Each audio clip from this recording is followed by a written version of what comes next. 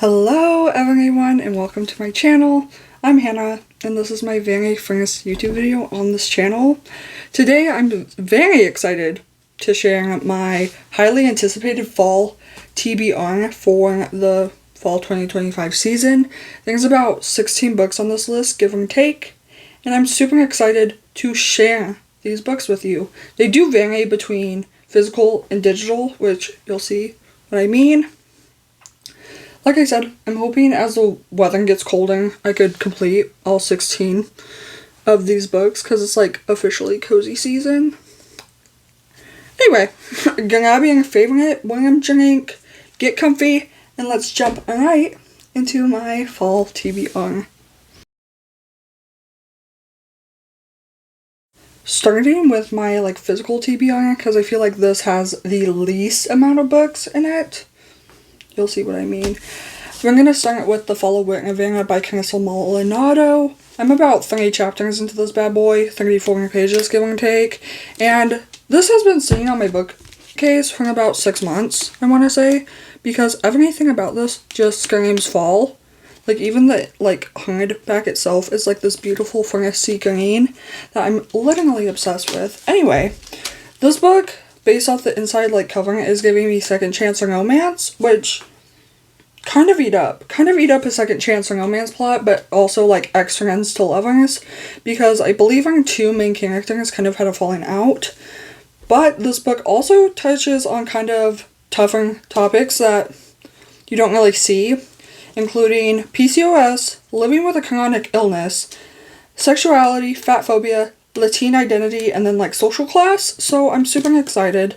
Based off what I've read so far, it is a YA, which I don't know. I'm not really into young adult, mainly because I've surpassed that point of my life.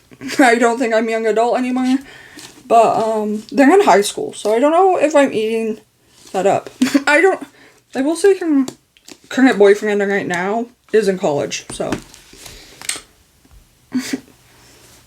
yeah. Anyway, continuing on, I have the whole Twilight series, okay? I read Twilight by Stephanie Meyer back in, I want to say 2022, February of 2022, which this book at that point wasn't even in season, might I add. But, reading this front to back, Stephanie Meyer has such a she has such a unique way of how she writes that it kind of turned me off.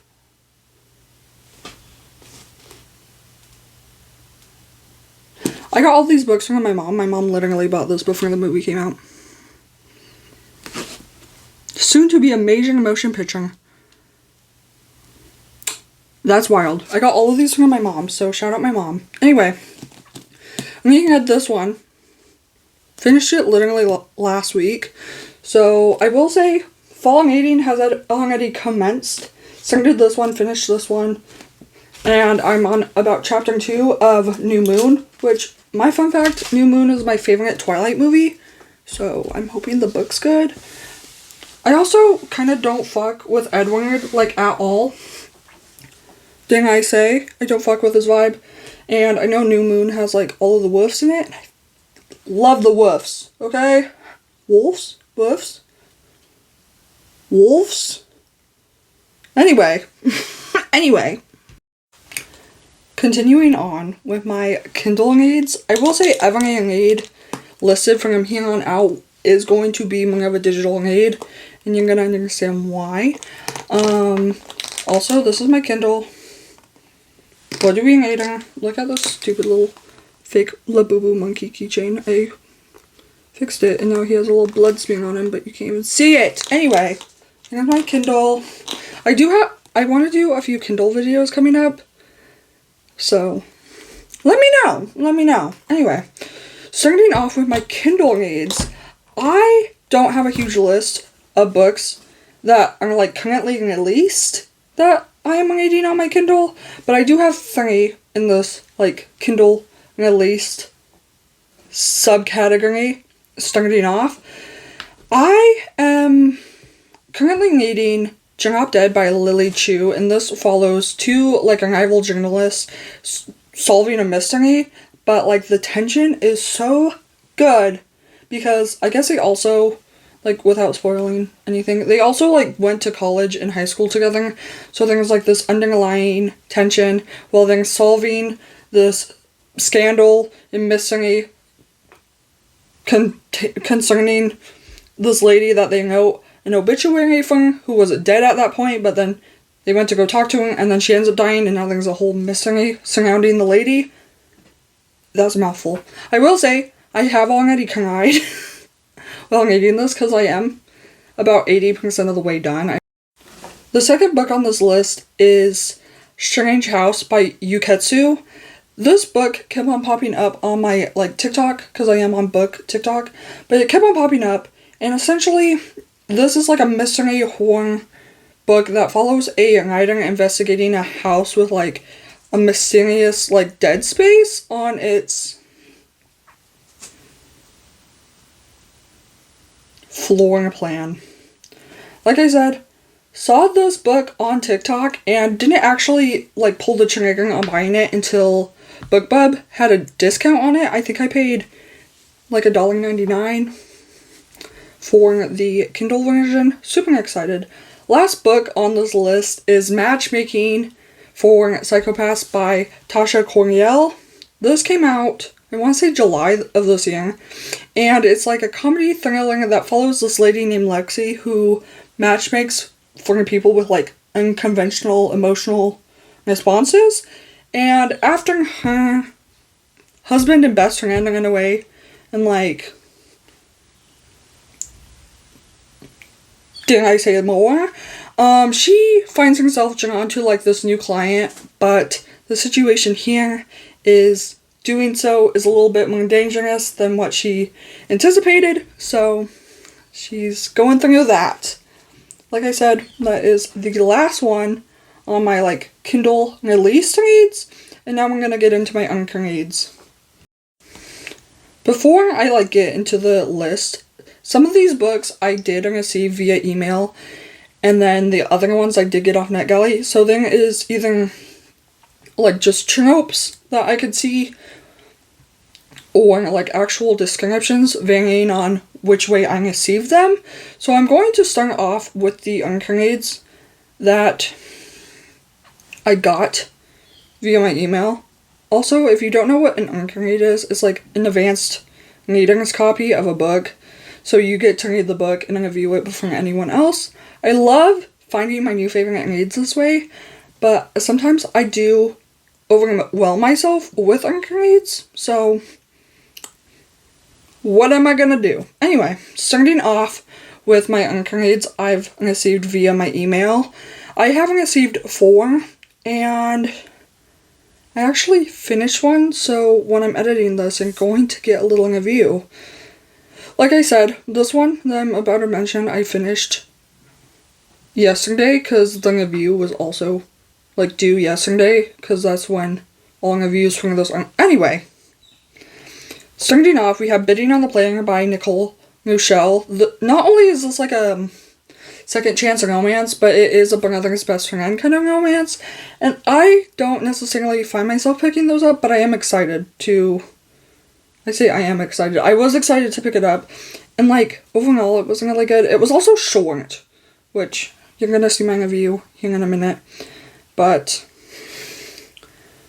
let me get editing, Hannah, and then she's gonna tell you what's up. Another arc I've received via email is Two Truths and a Lie by Annie Abel. I will say, I was hesitant to take this one on, but then I read the tropes, and I saw the cover, and I said, sign me up. Sign me up, besties. Essentially, in this one, some of the tropes are enemies to lovers, as well as, like, a fake dating trope, which, if you know anything about fake dating tropes, 9 out of 10 times, they always end up together. Someone kisses feelings. It's not fake dating anymore. We're the lovers.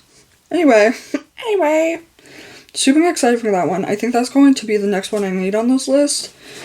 Maybe. Mayhaps. I have reviewed work by Bridget Van Den Eyck before, and she actually reached out to me to read her new release, The Husband Wish List, but I think I missed the deadline on this, so I feel terrible. I'm also going to read it and review it because I did receive a copy of it, and I gotta do what needs to be done, okay? Last on this, email arc list, I got Charmed I'm Sure by Liza B. I previously read Liza B's Kaleon before it was released this summer, and that was so good. So good! It was like a fated mate kind of situation, because they were both, wolf shifters. So this one is obviously, more Halloween-y with, Black Cat, ex-Golden Retriever vibes, as well as witch and wolf shifting, kind of tropes. So I'm genuinely excited for this one. Dang I say. This one's gonna eat. I will say, the cover was also giving me, kind of spooky, so fingers crossed. Getting into my NetGalley arcs. Anyway, starting in with my NetGalley arc reads, we have Calling Unknown by Gillian McAllister. This book reminds me of another book I checked out on Libby when I started, my reading journey. I think I read it before my Bookstagram. Anyway, in this book, you get, a mom fighting against time to save her teenage daughter, and when I was reading the description, I noticed at some point the husband wants to get the police involved, and she's like, hand on the Bible, I know what I'm doing. Let me cook. So that sounded really good. I don't know. It's kind of like a mystery, which I haven't really been reading this year, so I'm excited to read that one. Second read on this list is Running Home to You by Samantha Salvador, and when I read the description for this, it reminded me of my last summer read, which was You Don't Have a Shot by Raquel Marie, except these characters seem to be aged up versus Raquel Marie's characters were, high school students, so I'm hoping I'm assuming it's still gonna be YA, but it's gonna be, more fitting from what I typically read. Anyway, in this read, you have two softball stars competing for each other's hearts. I'm eating it up. I'm very excited, especially because the Mariners have progressed into the postseason, and now we're, in the series, we're playing the Blue Jays. So I thought that was super fitting for the season, even though I did request this, way before we even made it to the postseason. Anyway, like I said, it reminds me of You Don't Stand a Chance by Raquel Marie. And I'm very excited for, a sapphic love story. I don't know too much about this one, but I will say Raquel Marie's, they were, enemies to lovers, first proximity. Don't know what I'm gonna get in this one, but I'm very excited because I loved You Don't Have a Shot. Another book on this list, so this is book 3, is Mess by Michael Chesler. This book was described as Marie Kondo meets Real Housewives, where this lady is a professional organizer in Hollywood, but she is trying to find love and acceptance in day-to-day messy life. I don't know, sounded really cute to me, mainly because when I think of the Real Housewives, I think drama and gossip. I don't know.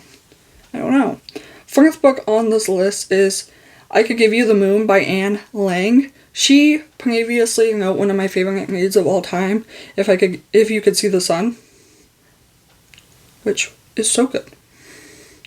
So I think I Could Give You the Moon kind of is in the same,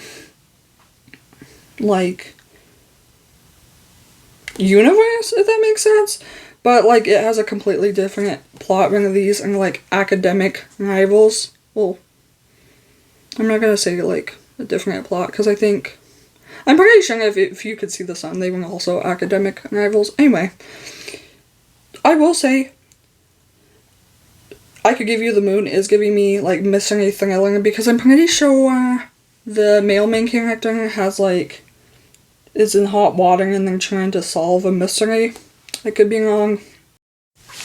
Last book on this list is The Fall of Ines Henley by Jennifer Graham. It follows a teenage girl accused of murder, and now she's like trying to clear her name and solve who actually, I would assume, killed this person.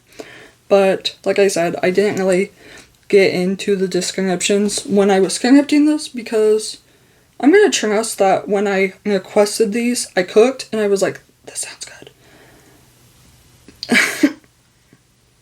Anyway, well, that's all from me. I will see you very soon with another video. All my links are included down below. I will say it's like my Fable, my Goodreads, and my Bookstagram. If you want to connect with me, I don't know. Like I said, I will see you guys very soon with another video.